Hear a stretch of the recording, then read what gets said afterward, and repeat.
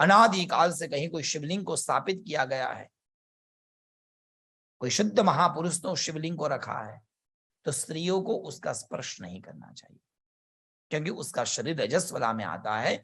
इसलिए ब्रह्मचर्य से की शक्ति से जो स्थापित किया, वहां केवल दूर से प्रणाम कर लेने चाहिए। ऐसा एक मर्यादा पूर्ण एक नियम है, और इसलिए शिवलिंग के काफी नियम है। परंतु घर में यदि उचित हो तो छोटा सा शिवलिंग रखिए, और वो भी यदि स्फटिक का शिवलिंग हो तो सबसे उत्तम, क्योंकि स्फटिक का शिवलिंग अच्छा माना गया है। उसके लिए ज्यादा कोई नीति नियम नहीं है। जैसे नर्मदेश्वर आप रखेंगे घर पे तो आपको रोज पूजा करनी पड़ेगी। नर्मदेश्वर की पूजा एवरीडे होनी चाहिए, बिना अभिषेक के आप उसको नहीं रख सकते। कहीं बाहर जाना होगा 5 दिन के लिए तो आपको साथ में लेके जाना होगा। वहां जाके जैसे पुष्टि मार्ग में ठाकुर जी की एक बार आपने पुष्टा लिया तो आपको रोज उसकी सेवा करनी पड़ेगी। परंतु स्फटिक शिवलिंग के लिए ऐसा नियम नहीं है। 2-4 दिन के लिए रह जाए या वेकेशन पे जाए तो प्रणाम करके जा सकते हैं। इसलिए स्फटिक का शिवलिंग सबसे उत्तम, और कोई भी इस शिवलिंग की पूजा कर सकता है, परंतु घर में एक शिवलिंग जरूर होना चाहिए। ये बात जब नारद जी ने रावण को बताई तो रावण को बात समझ में आई, बात तो सही है। और रावण भी उस समय का करोड़पति ब्राह्मण था, बोलो जय श्री कृष्ण। इसलिए सोचा शिवलिंग तो लाऊंगा, ऐसे तैसे थोड़ी लाऊंगा, अच्छी जगह से लाऊंगा, अच्छी ऐसा लाऊंगा कि किसी के पास न हो।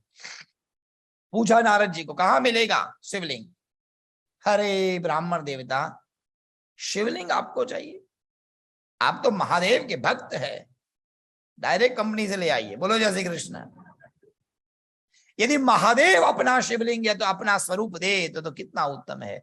रावण की भी खसकी, रावण ने कहा शिवलिंग चाहिए नहीं, मैं तो खुद महादेव को लेकर आऊंगा, मैं स्वयं महादेव को मेरे घर पर रखूंगा, क्योंकि भगवान तो भक्ति के भूखे है, और जहां भक्ति होती है वहां भगवान खींच के चले आते हैं।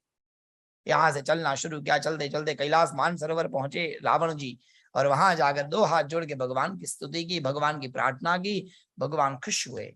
आइए आइए रावण जी, आप भाई है हमारे कुबेर जी के, कैसे आना हुआ? चरणों में गिर गया, रोने लगा, बहुत स्तुति गाई भगवान की, प्रभु आपकी कृपा से सब कुछ है, और आपने तो ऐसा कर दिया है कि बात ही जाने दीजिए, सबकी नजर रहती है, आपकी कृपा से आज तक किसी ने मुझे नजर नहीं लगाई, सब कुछ ठीक है वहां प्रभु। पर प्रभु, जिस घर में आप न हो वो घर क्या काम का? प्रभु मुझे आप चाहिए, आप मेरे घर पधारिए, आप आएंगे तो मेरे घर में शांति रहेगी, और आप आएंगे तो मेरा घर प्रसन्न रहेगा। महादेव ने कहा, भाई मैं तो कैलाश छोड़ के कहीं नहीं जाता। घर वाली को पूछा, क्या कहती हो, जाना है? ना ना ना प्रभु, अपना घर हो तो जाए, किसी के घर में कितने दिन रहेंगे, ज्यादा नहीं रहना चाहिए प्रभु, हम यहीं पर ठीक है। और मना किया जब शिव जी ने बहुत बार बार विनती की, प्रभु प्लीज चलिए, बहुत सेवा करूंगा, आपको कभी किसी चीज की कमी नहीं होगी। भगवान ने कहा, ठीक है भाई, मैं यहाँ खुश हूं, यहाँ पर भी कोई कमी नहीं है। अब गुस्से वाला था रावण, थोड़ी देर में गुस्सा आया, महादेव ध्यान दीजिए, कितनी बार कहने के बाद भी आप मना करते, आप नहीं आएंगे, पूरा कैलाश उठाकर ले जाऊंगा आपका। क्या समझते हो, ये बाहुओं में आपकी कृपा से बल है, मैं आज जो भी हूं केवल आपकी कृपा है, पर आपकी कृपा से इतनी ताकत है मेरे में, मैं आपके पूरे कैलाश पर्वत को उठाकर मैं ले जा सकता हूं। ने कहा, क्या बात है, जोरदार आवाज है इसकी तो, ये भक्त तो गुस्से में आ गया। महादेव ने कहा, ले जाओ, ताकत है तो चलो। और तुरंत साहब उसने तो कैलाश पर्वत को उठाना प्रारंभ किया, 2 हाथ से कैलाश को पकड़ा, विराट रूप ले लिया, और जैसे ही पूरे कैलाश को हाथ से उठाने लगा, उठाते उठाते थोड़ा सा उठा, पर महीपादाघाताद् सहसा संशय पदम पदम विष्णु ब्राह्म्य, एक अंगुष्ठे को जहां भगवान ने जमीन पर जरा सा लगाया, कैलाश को उठा लिया था, पर जैसे ही अंगूठा लगाया, रावण उस कैलाश के नीचे दब गया, और पूरा हिमालय रावण के ऊपर दब गया, अंदर फंस गया, पत्थरों से लट गया, अंदर पड़ा पड़ा। एक तरफ तो महादेव पर गुस्सा है, बोलो जय श्री कृष्ण, और एक तरफ फंस गया है, चल कर आया था, कुछ खाया नहीं था। कई लोगों को जब नहीं खाते तो बड़ा गुस्सा आता है, इतना गुस्सा उसके अंदर।